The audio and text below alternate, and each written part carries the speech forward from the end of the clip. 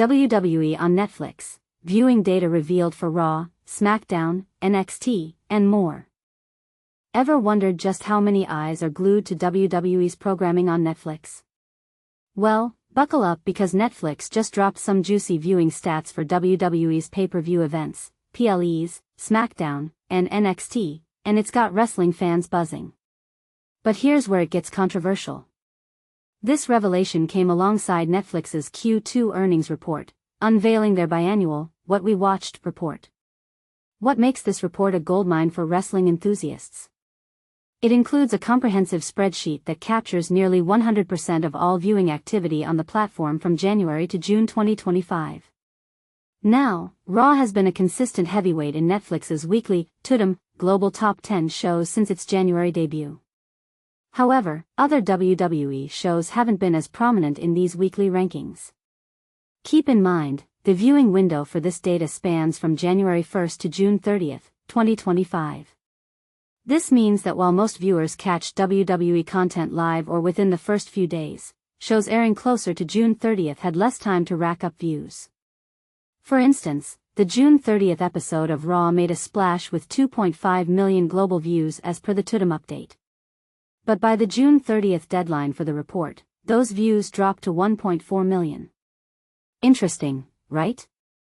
And this is the part most people miss.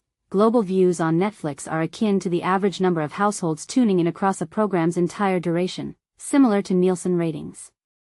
Also, while Raw is a global sensation on Netflix, other WWE content is restricted in the US, available mainly in other regions. This explains why Raw episodes dominate the viewing stats.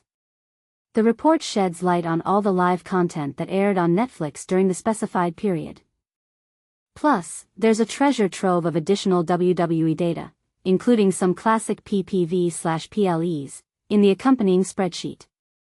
This in-depth analysis wouldn't be possible without the support of our dedicated subscribers. Keep the passion for wrestling and data alive. For more exclusive insights into the business of pro wrestling, consider subscribing to WrestleNomics on Patreon or Substack. Dive deeper into the numbers and stay ahead of the curve. The wrestling world is buzzing with these revelations, and we're here to break it all down for you. So, what do you think? Are these stats surprising, or did they align with your expectations? Drop your thoughts in the comments below. Raw Power. WWE hits 6 straight months in Netflix top 10. What a game changer. WWE has made an unprecedented impact on pop culture, shifting from a dominant cable TV presence, most famously with Monday Night Raw on USA Network, to a daring move that has redefined its reach. Switching the flagship series to Netflix, a platform still refining its live programming, might have seemed like a risky experiment at first. But here's where it gets controversial. Instead of confining the show behind a costly cable package, WWE strategically followed its viewers to the streaming giant, capitalizing on Netflix's massive global audience. Since debuting on Netflix on January 6, Monday Night Raw has experienced an unstoppable surge, consistently ranking among the top 10 English-language TV offerings around the world. For instance, during the week of July 7, Raw not only maintained its position in the global top 10 for a whopping 27 consecutive weeks but also averaged about 6.3 million hours viewed and over 3 million views per week. In this context, a view is defined as the total number of hours watched divided by the show's runtime. Paul Triple H Levesque, WWE's chief content officer, praises this transition as an absolute triumph. He remarks, "Netflix has been amazing in every possible way. They are phenomenal partners. And we can't say enough about WWE fans who have shown up in full force, more passionate and engaged than ever before." Undoubtedly, this Netflix boost has elevated Raw significantly compared to its last tenure on linear cable. Despite the challenge of directly comparing metrics, since traditional TV channels like USA measure viewership differently, with Raw's sister show on USA averaging around 1.65 million viewers a week in fall 2024, the differences speak volumes. The transition clearly signifies a leap in audience engagement and viewership metrics. WWE's remarkable journey on Netflix has been driven not just by its platform change, but also by a series of compelling storylines, including John Cena's retirement tour and unexpected heel turn, Jey Uso's captivating World Heavyweight Championship run, Dominic "Dirty Dom" Mysterio's acquisition of the Intercontinental Championship, and Lyra Valkyria's historic win as the inaugural Women's Intercontinental Champion. Gabe Spitzer, Vice President of Sports at Netflix, summed up the sentiment: "It's everything we could have hoped for and more. We knew from the start that we wouldn't be altering WWE's core identity. Our goal was simply to enhance the experience in subtle, yet impactful ways." Spitzer also notes that WWE content has found a devoted international following. Raw has featured in the top 10 lists for 26 consecutive weeks in Canada, 23 in the UK, and 22 in Mexico. He explains that the real challenge for WWE has been its fragmented distribution model, between shows like Smackdown on USA, developmental content such as NXT airing on the CW in the US, and their live events streaming on different platforms domestically versus internationally.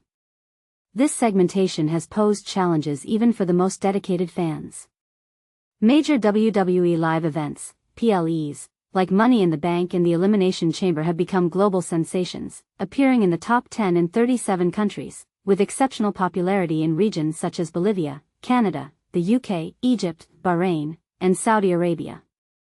Even this year's Royal Rumble managed to secure a spot on the English-language TV top 10 during its airing week, despite its absence on Netflix in the US. There is growing speculation that Netflix might soon become the home for WWE's PLEs domestically once the current deal with Peacock ends in March 2026. This potential shift aligns perfectly with Netflix's ambitious portfolio in sports and live events, already evidenced by their successes with high-profile events like the Mike Tyson-Jake Paul boxing match, Chris Rock's live comedy special, and the NFL doubleheader on Christmas Day. As Spitzer puts it, for us, it's still early stages. We're looking for events that spark global conversations, and WWE undoubtedly has that potential. We're continuously engaging with other leagues to explore similar opportunities in the future. What do you think about this major shift in broadcasting strategy? Does moving such a beloved franchise to streaming signify the future of live sports and entertainment, or are there aspects that might be lost in translation for longtime fans? The debate is open. Share your thoughts and join the conversation. WWE's Netflix success revealed: Raw tops 6.9 M views and Royal Rumble beats WrestleMania. When it comes to the world of professional wrestling, few topics ignite as much passion and debate as WWE's performance on streaming platforms like Netflix. In a recent analysis, John Pollock and Brandon Thurston delve into the numbers surrounding WWE's engagement on Netflix after a 6-month period, revealing insights that could surprise even the most dedicated fans. But here's where it gets controversial: the implications of these figures could reshape how we view WWE's future in the streaming landscape. Are they thriving, or is there a hidden struggle beneath the surface? In addition to the Netflix discussion, the show also touches on several intriguing topics, including San Diego's financial plans for hosting the WWE Survivor Series in 2025. This event is expected to draw significant attention, and the budget considerations are crucial for its success. Moreover, fans can look forward to the debut of Real American Freestyle on Fox Nation, a new show that promises to bring a fresh perspective to wrestling entertainment. However, not all news is positive. Peacock, the streaming service that hosts WWE content, is set to increase its subscription prices, which may lead to mixed reactions from subscribers. Joining Pollock and Thurston is special guest Levi Margolin, who provides an in-depth analysis of TNA's Slammiversary held at UBS Arena. He shares valuable insights about attendance figures, the distribution of the event on U.S. television, and even hints at his upcoming book project, which is sure to be a must-read for wrestling enthusiasts. Additionally, the episode features essential updates on ratings for both WWE and AEW, along with an interactive segment for Super Chats, where fans can engage directly with the hosts. The episode is accompanied by the energetic track Panic Beat by Ben Tramer, adding a lively backdrop to the discussions. For those interested in staying connected with the latest in wrestling, Post Wrestling offers various platforms for subscription, including their website and Patreon. They also maintain active social media profiles across Twitter, Facebook, Instagram, and YouTube, ensuring fans are always in the loop. WrestleNomics, another key player in wrestling analysis, invites listeners to subscribe to their podcast and engage with their content on multiple platforms, including Substack and Patreon. As we reflect on these developments, one question remains. How do you feel about WWE's current trajectory in the streaming world? Are you optimistic about their future, or do you see potential pitfalls ahead? Share your thoughts in the comments below.